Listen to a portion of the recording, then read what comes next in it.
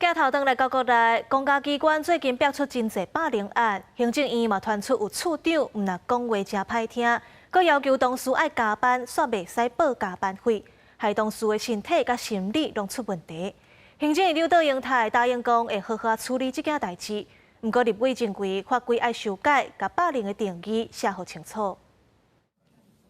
行政长杜英台参加社会教科书活动开幕式，不过伫会前，媒体关注的焦点是行政院最近传出这场霸凌的事件。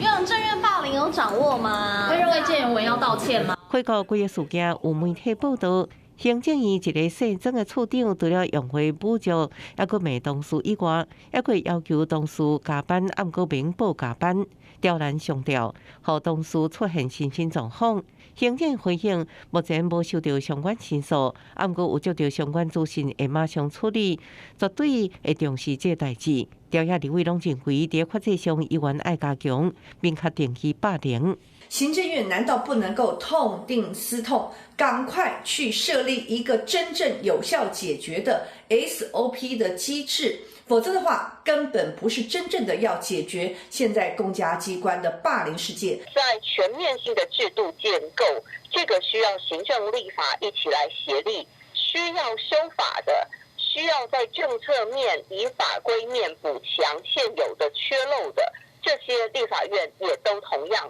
承担责任。 各部会连续传出霸凌事件，行政院要求人事行政总处成立的霸凌案成立通报平台，最近就上线，除了会保护通报的同事运输甲安全，权责机关也会限期回报。行政院人事行政总处会追踪立管，建立安全的职场环境，阻止霸凌。记者综合报道。